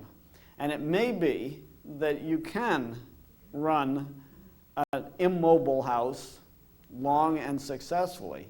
But until I've done it long and successfully, I don't have the data. And at the start of our business, we decided we would bet on the safe side and make most of our houses mobile. So we could change the soil every other year.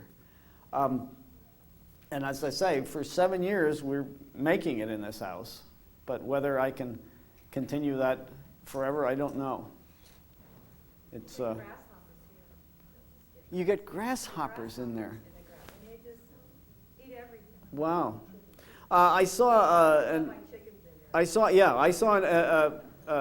ecological greenhouse in Holland, and they had chickens in under the tomato plants to eat pests. I thought that was very successful. Yes. Yeah, over the 8-month season, in the minimally heated, the 32-degree house, we're planning on 4 crops. So I'm planning on a gross of $6 per square foot for that period. We have been shutting down the business at that point, and we actually had a vacation one year. It was amazing. part of June, but then again by July 1st, I have to be tilling under the green manure because it has to be under for a month before I start planting on August 1st, so the year starts again very soon. But this year we are actually continuing with summer crops. And so I've become a total beginner again. I'm learning all about culinary herbs, about which I know very little. And we're going to be selling culinary herbs all summer. This is after conversations with all the chefs we sell to, what they can't get from anybody in the summer. And what they can't get are baby fennel root, finocchio. They can't get leeks. They can't get celery. They can't get golden beets. And so we're doing them and really nice culinary herbs all summer, because there is this other 4 months, the normal 4 months of gardening that we have been ignoring.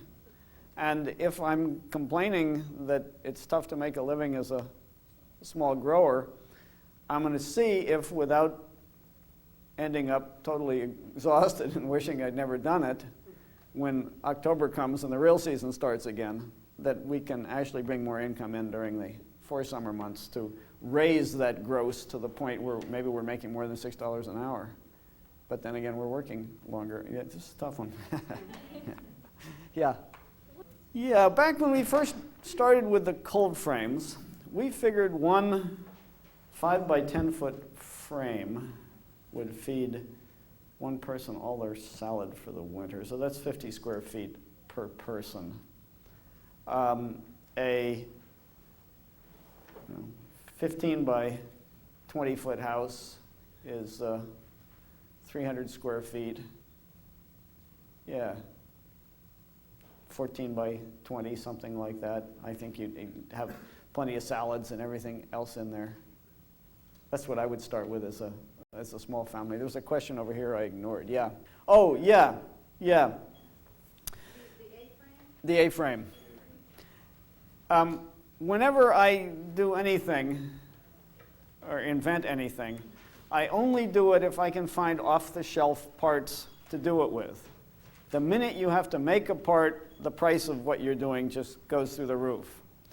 What I did, after thinking about it for a while, I went to the hardware store, and you know those T-joints that are used in plumbing for 1-inch pipes? They're clear plastic, have little ridges on there, you slide the pipe. I got the T-joint. Okay. I cut off one of the T's, and I did that on 2 of them. And so I have these 2 L's. The inside of that is 3/4 of an inch in diameter. So I bought some 3/4 inch dowel and stuck it through there. So I had this thing that went both ways down and both ways out that I could move like that. And I used that as the joint. This leg came up into there like this, and then the purlins went in like this. And then I could decide whether I wanted it 8 feet wide, 9 feet wide, 10 feet wide, because this was a movable joint. It actually worked amazingly well. And then at the end, since I'm meticulous, I bought one of them that was only the elbow, because I didn't need it to continue. There was no purlin out there. And that wire lock on the end bows at each end was, after you drooped the plastic over, you pulled it tight and locked that in, and then dug a trench along the bottom edge and threw soil over them. The bottoms of those, I think it was 1.25-inch square galvanized square pipe. You know what grade stakes are? Those 4-foot stakes, 1-inch square that surveyors use. You see them driven in. I bought a bundle of them, cut them in half so they were 2 feet long, and sharpened the ones I'd cut off. And in the middle of them, I drilled a hole and just put a nail in there, so it wasn't a very big hole. Drove that into the ground, every place I wanted an upright, until the nail hit the soil, and then slid this thing down over that 1 inch. It just fit inside, and it stopped at the nail. So that was my foundation for it. And I thought a lot about how far these uprights should be apart. And since it was upright and the snow would come off, instead of the usual 4 feet, which we use in New England, I made it 5, and I think it could be 6. So I cut my roof purlins 5 feet long. And It was just very simple and easy to put up, and I'm trying to interest a manufacturer in making it. I give these ideas away. If anybody, you want to manufacture it, you can. The advantage of this to manufacture it is that since all the pieces are straight, it can be shipped to somebody in a box. I mean, it would be very simple. Now, the one advance I would like to see, since I think you can do this with plastic, I used 9-foot long pieces because I had them. So let's say you use 9-foot long pieces. That means you got 18 feet here. So if you had a 20-foot wide piece of plastic and you took the bottom edges of it and curled them around and glued them back to itself, you would have a tube there. And if you sealed the end and filled that with water, you wouldn't have to dig a trench. And I guarantee you, even a 6-inch tube of frozen water isn't going anywhere. Right, whether you could, how would you, after you wrap the plastic around, how are you going to keep the plastic from sliding out from under it? Oh, I wrap it around and glue it. If there's a glue that works, yeah. But or just wrap it around enough the right way. Yep. And it would be pressure on itself. Fantastic. So see, this is the way great ideas happen. You get a lot of people together and discuss them. And nobody ever wants to do this because by the time they finish, nobody remembers whose idea it was and nobody gets credit, but that's really the way the world should be. Benjamin Franklin once wrote that he never patented the Franklin stove, and he said, "All through my life I have benefited from the inventions of others. What makes me think that I shouldn't contribute to that trend?" And I thought that was a wonderful thing. So this is the way great ideas happen. People sit around and throw ideas together. 2 minds are 10 times better than 1. 20 minds are just a million times better than 2. One question. So what we have found that works well is we plant buckwheat in the greenhouse, and we go through, just as it's about to set seed, which you don't want it to do, I go through with my scythe and I mow it down. And I leave it there for a day, and it gets a little bit dry. And then I go through with my chest seeder and the sweet clover seeds, and I walk all over it and put in my sweet clover seeds, turn on the irrigation to wash them down, and then I just let the buckwheat continue drying out, and it's lying there as a mulch for the sweet clover. And the sweet clover is still seemingly inhibiting weeds because we get the cleanest, the buckwheat is still inhibiting weeds. We get the cleanest sweet clover stands we could imagine doing it that way. And since it's a 4-month summer, I wait a little bit before I put in the buckwheat because I don't really want to sow the sweet clover until about the 1st of August. And I want to be able to mow the buckwheat just about then. If I put it in the 1st of June, it's going to seed by the 1st of August. So you just sort of get your timing right. But buckwheat works wonderfully like that. Now this year, as I said, we're not going to be doing that. We have been transiting the beds that we are not going to replant again into culinary herbs for the last week. And that'll go on through May, and by the end of May, everything will be into culinary herbs. Is that under plastic? We're going to do it under plastic just because we have the plastic, we have the soil, and we want to do the watercress in there because if I try and mist watercress out of doors and there's a wind, the mist won't get to the watercress, and in the greenhouse I have control over these things. And a lot of them, like basil, are going to love it in there because it's going to be nice and warm. The ones that don't, we may find that as long as we're planting them every week, I checked the European catalogs. I found a warm weather chervil that they say will grow all summer. We're going to try all of these things, see what goes on. Yeah. Yeah, the question is about our non-mobile house. The heat pipes in the non-mobile house are just under the concrete area, just to be used for raising seedlings in the spring. A lot of work has been done on putting hot water pipes a foot down in the soil and actually heating the soil you're growing in. But I've never liked that because I try in everything I'm doing in the greenhouses not to violate nature's laws. And I can't find anywhere in nature where the soil is warmer than the air. Yellowstone, yeah, or Iceland, right? But it seemed like I was pushing things too much there. As far as the soil, the 2 mobile houses, all I did was work with my little tractor for a good part of one summer, moving the topsoil aside, leveling the subsoil, and putting it back to get those 2 nice flat areas. And so I didn't bring any soil there. That's just the native soil put around. The non-mobile house was in a site where it wasn't quite level, and down at one end I had to bring in a good bit of fill. And what I did was, when we laid these greenhouses out, we were putting a new road in so we could get there. So I just tilled up a couple of times where the road was going to go, and went out with the tractor bucket and skimmed topsoil off where the road was going to go, figuring it didn't need it, and dumped it in the greenhouse, and then just bought a little extra fill for the road. I get a better road because of it. So that's one way to steal topsoil without feeling bad about it, which is what I did.